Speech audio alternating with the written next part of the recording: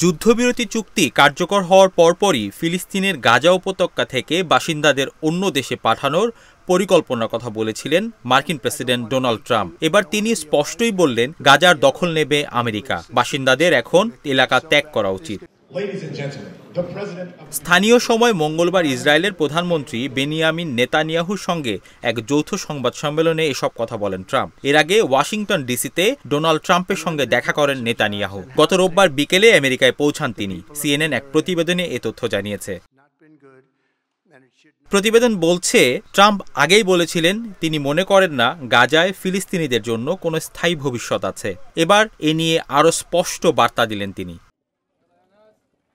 Trump বলেছেন, America Gaza উপত্যকা দখল করবে এবং এটি নিয়ে কাজ করব আমরা গাজার মালিক হব এবং উপত্যকাটিতে থাকা সমস্ত বিপজ্জনক অবিস্ফোরিত বোমা এবং অন্যান্য অস্ত্র ভেঙে ফেলা হবে, এলাকা সমতল করা হবে এবং ধ্বংসপ্রাপ্ত ভবনগুলো অপসারণ করব। গাজার নিরাপত্তা শূন্যতা পূরণের জন্য তিনি মার্কিন সেনা পাঠাতে ইচ্ছুক কিনা জানতে চাইলে ট্রাম্প তা উড়িয়ে দেননি। তিনি বলেন, গাজার ক্ষেত্রে আমরা যা প্রয়োজন তা করব, যদি প্রয়োজন হয় আমরা তা করব। আমরা এলাকাটি দখলে নিয়ে উন্নয়ন করতে যাচ্ছি।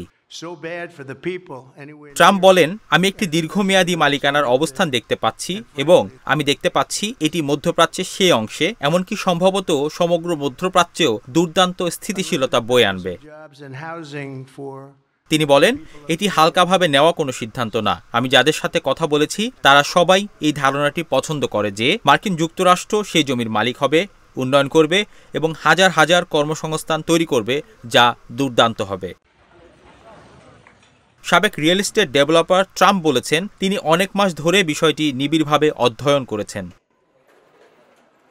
মঙ্গলবারের বক্তব্যের শুরুতে ট্রাম্প গাজাবাসীদের মধ্যপ্রাচ্যের এক বা একাধিক দেশে চলে যাওয়ার পরামর্শ দেন। বলেন, আমি বলতে চাইছি যে তারা সেখানে আছে কারণ তাদের কোনো বিকল্প নেই। তাদের কি আছে? এটি এখন ধ্বংসস্তূপের বিশাল এক স্তূপ।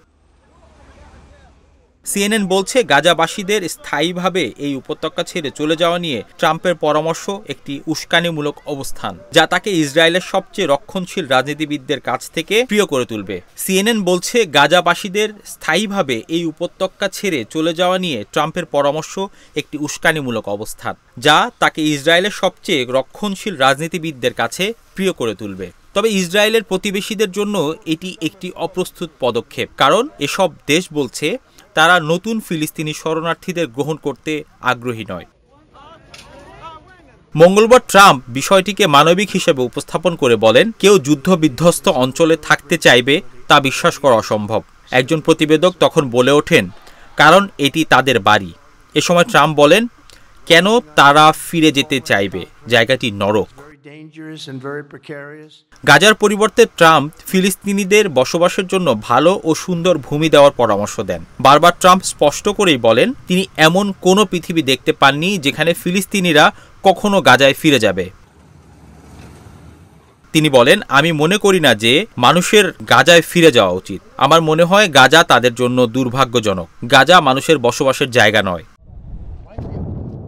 2023 সালের 7 অক্টোবর থেকে গাজায় সামরিক আগ্রাসন চালায় ইসরায়েল। গাজায় স্থানীয় কর্তৃপক্ষের তথ্য অনুযায়ী 15 মাস ধরে চলা ইসরায়েলি বাহিনীর হামলায় গাজায় প্রায় 62,000 ফিলিস্তিনি নিহত হয়েছেন। আহত হয়েছেন 1 লাখের বেশি মানুষ। যুক্তরাষ্ট্র ও কাতারের মধ্যস্থতায় গত 19 জানুয়ারি থেকে যুদ্ধবিরতি কার্যকর হয় ভূখণ্ডটিতে। যুক্তরাষ্ট্র ও কাতারের মধ্যস্থতায় গত 19 জানুয়ারি থেকে যুদ্ধবিরতি কার্যকর হয় ভূখণ্ডটিতে।